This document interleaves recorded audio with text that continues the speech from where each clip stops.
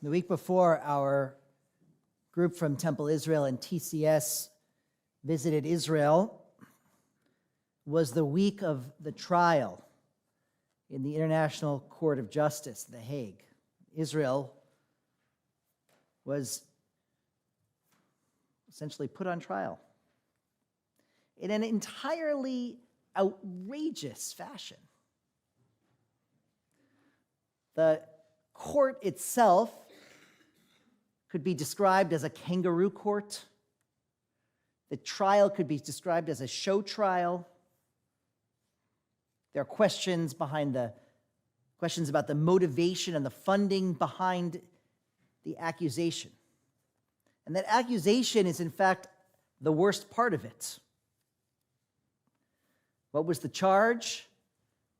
The charge was genocide. The worst allegation that can be leveled against a country. No one would want to be linked to such a term. But even worse than that is the idea that Jews might be accused of genocide. The notion itself is anti-Semitic because we, in fact, are the victims of the paradigmatic genocide in all of history. Not only that, but Israel's actions over the last 4 months are definitively not genocide. They don't even come close to meeting the definition. And believe me, Israel has the capacity. If Israel wanted to commit genocide, it could do it. Instead, Israel has used remarkable restraint in fighting a regime which is itself committed to genocide and would have raped and murdered the entire nation. This we know. Instead, Israel has used remarkable restraint. And 234 soldiers, as of today, have fallen in Gaza.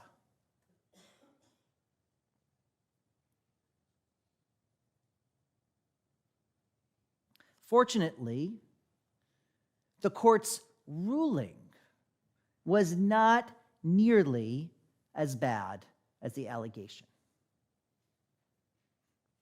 I'm not saying it was a great ruling, but the court didn't order a halt to Israel's military operation, and in doing so, acknowledged the legitimacy of Israel's war against Hamas. And the court asked Israel to explain the measures it is taking to ensure that it is fighting a just war justly. Now, if the Jewish people have to fight a war, and in this case we have to, I know that every single one of us would want to make sure that it is a just war and that it is fought justly. So the questions that the court posed to Israel, giving Israel a month to respond, are the same exact standards that we would hold Israel to, and in fact, the same exact standards that Israel holds itself to. Israel's standards were in fact tested in December. We all remember the very sad situation in which 3 hostages had escaped and were trying to be essentially saved by the IDF, but the IDF fired upon them and sadly killed them. The question that was asked within Israel was, how did it get to the point that the IDF would fire on unarmed individuals who were waving white fabric? In asking that question, Israel and the IDF itself is holding itself accountable to that standard. They know they're fighting a just war. They want to be sure they are fighting it justly. And we want exactly the same thing. When we went to Israel, our guide's name was Itzik. And he is a major in a reserve unit. Major means he's third in command, I learned, of 600 soldiers. His reserve unit was called up immediately in October and spent several weeks, from the week before Hanukkah, so like early December, through the Friday before we arrived, operating in Gaza. He had had a few days at home, maybe 3 days at home, and then came to be our guide. Itzik told us about what it's like to fight there.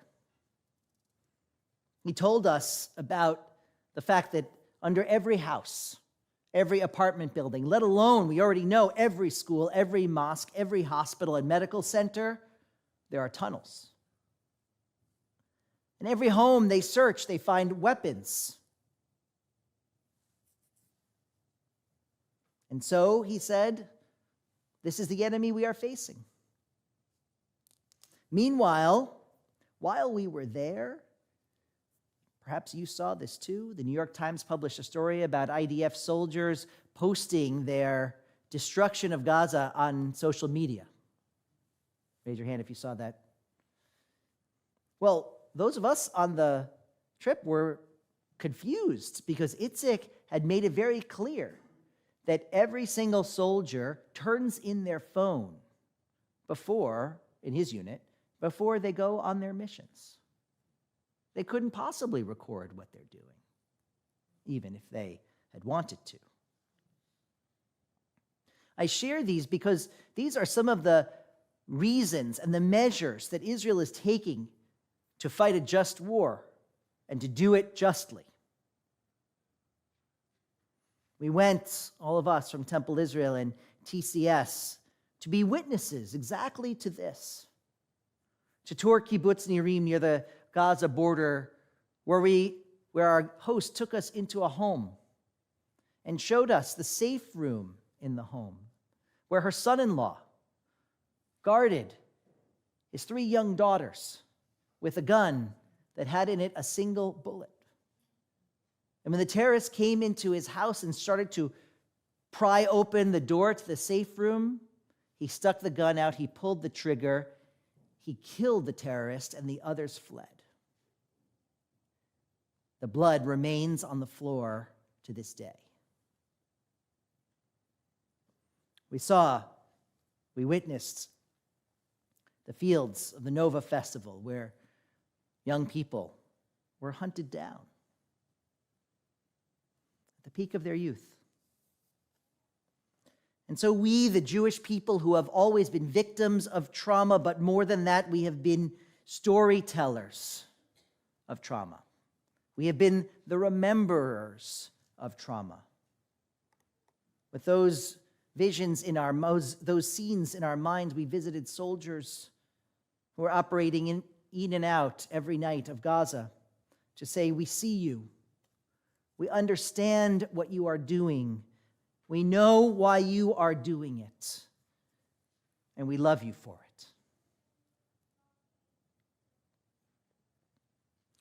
At the beginning of this week, on Monday, all of us learned of a daring hostage rescue that was carried out by the Israeli version of the Navy SEALs. These are highly trained special ops forces.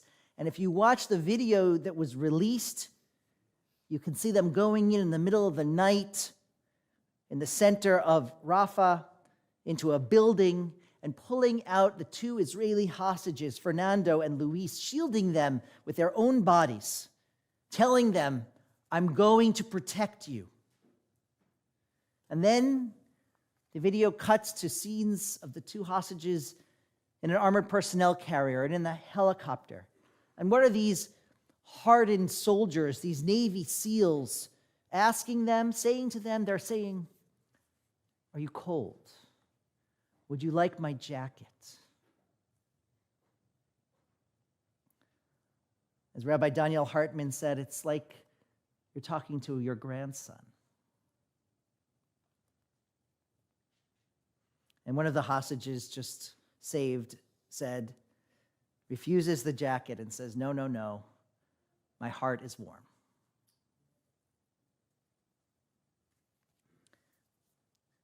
Fernando and Luis, thanks to the bravery of these Israeli Navy SEALs, were restored to their homes, to their families, inside the sanctuary that is the state of Israel. And isn't that the purpose of Zionism itself? We can define Zionism by using the final line of Hatikva, Liod am chofshi be'artzenu, to be a free people in our own land. The function of Zionism is to enable the Jewish people to protect ourselves in a world that so often attacks us. And so we tell these stories, and so we bear witness, and so we oppose with every fiber of our being a world that tells us that we are unjust and that we are fighting unjustly because we know the opposite to be true. We are just. We are pursuing our cause with justice to bring more justice to our world. Ken Yehi Ratzon. May it always be so.